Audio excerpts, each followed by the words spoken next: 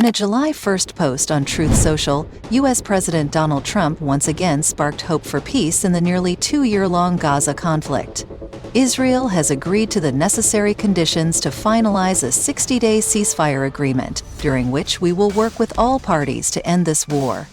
Qatar and Egypt have made significant efforts to bring about peace, and they will present the final proposal. Trump also expressed optimism that a peace agreement between Israel and Hamas could be reached as early as next week, while Israeli Foreign Minister Gideon Saar stated that Tel Aviv is ready to cease fire with Hamas.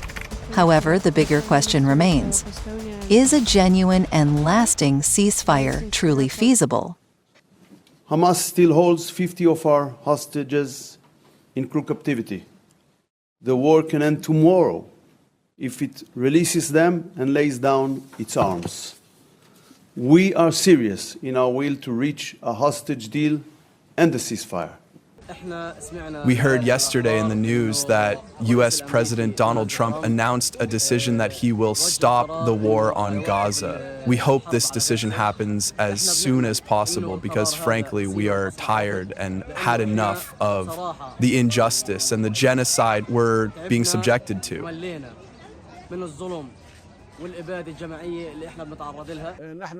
We want a complete end to the war on Gaza, not like every time a partial agreement and ceasefire that lasts a month or two, then the war returns. No, we want a complete end to this war and this genocide, with them taking their hostages, releasing our prisoners held in their jails, the rebuilding of Gaza, and bringing life back to our people in Gaza Strip. President Trump expressed optimism about what he considers a landmark victory in mediating a ceasefire between Israel and Iran following a series of dangerous escalations earlier this year. The White House leader appears confident that he can reuse this winning formula to pressure Israeli Prime Minister Benjamin Netanyahu into accepting a peace agreement in Gaza.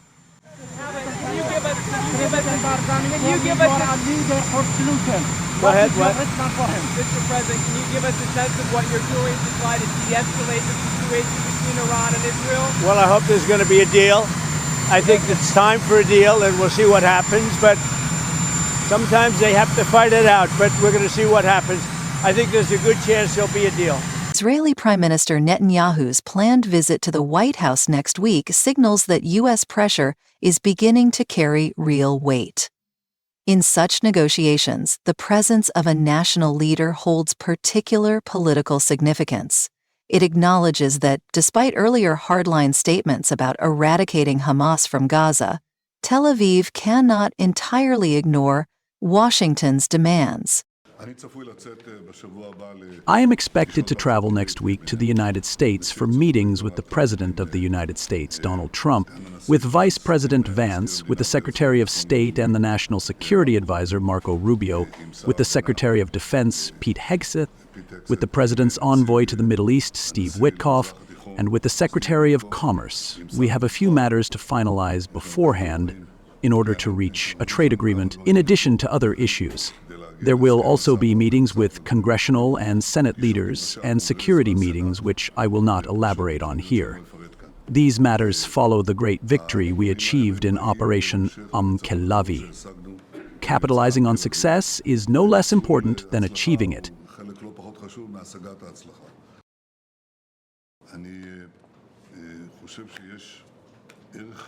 I believe there is great value in the unity that was demonstrated here. This unity was evident among the people, but also in the government and in the Knesset.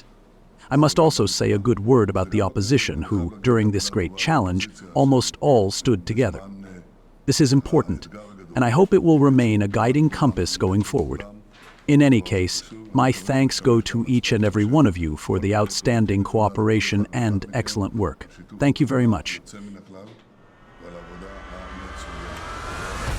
One day after U.S. President Donald Trump announced that Israel agreed to the necessary conditions to finalize a 60-day ceasefire in Gaza, Hamas signaled its readiness to negotiate a ceasefire with Israel.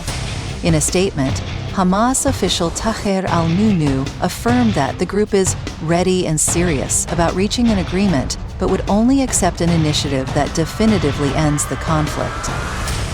However, Trump's mediation efforts between Israel and Hamas appear to extend beyond merely securing peace in this Middle Eastern region. Behind his symbolic tweets lies a far more ambitious strategy: reviving the normalization process between Israel and the Arab world, initiated during Trump's first presidency through the Abraham Accords. The Gaza war has stalled significant progress with Saudi Arabia, Oman, and other Gulf partners. A ceasefire, even if temporary, could help the U.S. break this deadlock.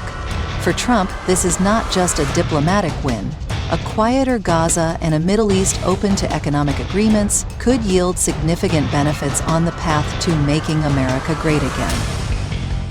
Another positive signal for a potential ceasefire is Israeli Prime Minister Benjamin Netanyahu's recent statement. He claimed that the military confrontation with Iran has created a strategic opportunity for Israel and Gaza. During the intense 12-day conflict with Tehran, Israel claimed to have eliminated 30 senior Iranian security officials and 11 nuclear scientists, dealing a significant blow to Iran's intelligence and logistics capabilities. This has positioned Israel to push for a ceasefire in Gaza on favorable terms. Analyst Marika Sosnowski from The Conversation notes that, similar to the confrontation with Iran, Netanyahu can now publicly claim a victory in Gaza without being seen as conceding or weakening under domestic political pressure, particularly from the far-right factions in his ruling coalition, which remain wary of any perceived leniency toward Hamas. In theory, the current ceasefire draft, built on a proposal from Qatar and Egypt, appears to revive the framework of negotiations that collapsed in January 2025, proposing a 60-day ceasefire. Reports indicate the plan includes requiring Hamas leaders to leave Gaza, with 4 Arab nations, including the UAE and Egypt, jointly managing the region under a regional oversight mechanism. However, these terms seem far from realistic. Hamas has repeatedly stated its willingness to negotiate a long-term agreement, but it faces a deal lacking symmetry, potentially leading to the collapse of its political and military influence in Gaza. According to disclosed terms, Israel would retain control over all Gaza entry and exit points. Meanwhile, the Gaza Humanitarian Fund, a U.S. and Israel-backed aid mechanism, would have exclusive control over the provision and management of relief supplies, sidelining Hamas and local organizations entirely. For many Palestinians, this is unacceptable. Another contentious provision allows Gaza residents to voluntarily migrate to unspecified countries. Israel has repeatedly framed the resettlement of Palestinians abroad as a humanitarian solution. But for the international community, particularly the United Nations, this remains highly controversial. In related developments, large protests in Tel Aviv, including families of Israeli hostages, have called on the government to secure a ceasefire with Hamas and free the 50 individuals still held in Gaza. I think that there is no ceasefire until the tanks and guns and RPGs stop firing. That's when there's a ceasefire, not when someone makes a public statement. We understand that President Trump is very, very engaged in bringing an end to the war in Gaza and returning the hostages. But I live in Israel. I'm a citizen of Israel. My government in Israel needs to be at least that engaged and more engaged.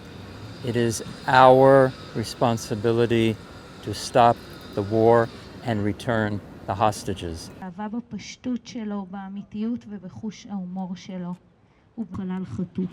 If our Prime Minister is traveling to the United States next week, it must only be to announce a ceasefire, end of the war, and the hostages returning, not 1 by 1, not 8 by 8, not 10 by 10. All 50 hostages must come home.